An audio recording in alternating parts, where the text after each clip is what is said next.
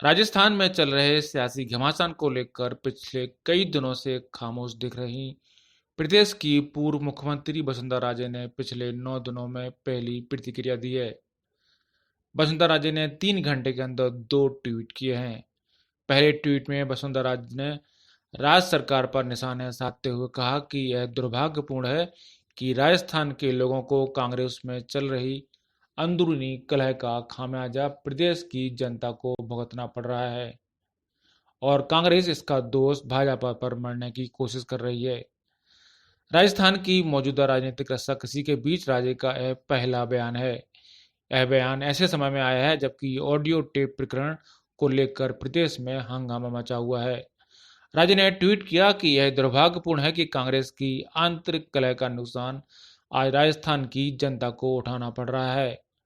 उन्होंने कहा, ऐसे समय में जब राज्य में कोरोना वायरस संक्रमण से 500 से अधिक मौतें हो चुकी हों और राज्य में करीब 26,000 लोग संक्रमित मिल चुके हों, जब टिड्डी दल हमारे किसानों के खेतों पर लगातार हमले कर रहे हैं, ऐसे समय में जब महिलाओं के खिलाफ अपराध ने सीमाएं लांघ दी हैं, प्रदेश में बिजली की समस्या चरम पर है और ये तो मैं केवल कुछ ही समस्याएं बता रही हूँ। ऐसे समय में कांग्रेस भाजपा और भाजपा नेतृत्व पर दोष लगाने का प्रयास कर रही है। राज्य ने कहा कि सरकार के लिए सिर्फ और सिर्फ जनता का हित सर्वोपरि होना चाहिए।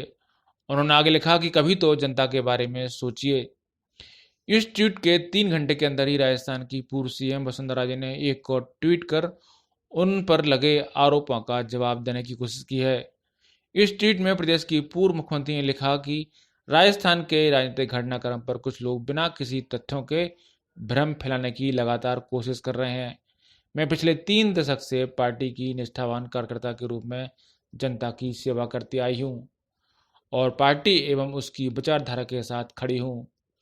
आपको बता दें कि एनडीए के सहयोगी दल आरएलपी के नेता हनुमान बेनीवाल ने वसुंधरा राजे पर आरोप लगाए थे कि वे सचिन पायलट और अशोक गहलोत के बीच चल रहे सियासी संघर्ष में अशोक गहलोत का साथ दे रही हैं और वसुंधरा ने कांग्रेस के कुछ जाट विधायकों को फोन कर अशोक गहलोत का समर्थन करने को कहा है। वसुंधरा की इन ट्वीट के बाद आरएलपी के राष्ट्रीय संयोजक हनुमान बेनीवाल ने कहा है कि इन टिप्पणियों का कोई मतलब नहीं है और उन्हें अशोक गहलोत के खिलाफ कार्रवाई करनी चाहिए थी जब वह राज्य की मुख्यमंत्री थी। बेनीवाल ने कहा कि यदि वह उनके खिलाफ समय पर जांच शुरू कर देती तो गहलोत आज जेल में होते।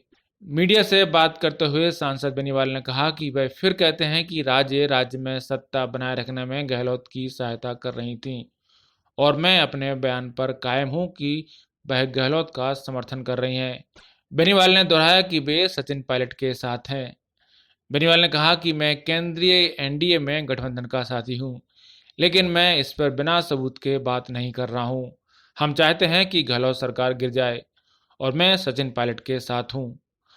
वसुंधरा के ट्वीट ऐसे मौके पर आए हैं जब कांग्रेस ने एक ऑडियो टेप का हवाला देते हुए केंद्रीय मंत्री गजेंद्र सिंह शेखावत को गिरफ्तार करने की मांग की है और आरोप लगाया है कि वे पार्टी के बागी विधायक भुवन लाल शर्मा के साथ मिलकर अशोक गहलोत सरकार को गिराने की साजिश में शामिल हैं। हालांकि शेखावत ने कहा है कि ऑडियो में उनकी आवाज़ नहीं है और वे किसी भी जांच के लिए तैयार हैं। साथ ही भाजपा प्रवक्ता संबित पात्रा ने एक प्रेस कॉन्फ्रेंस में कहा कि इन सारे आरोपों की सीबीआई जांच होना चाहिए।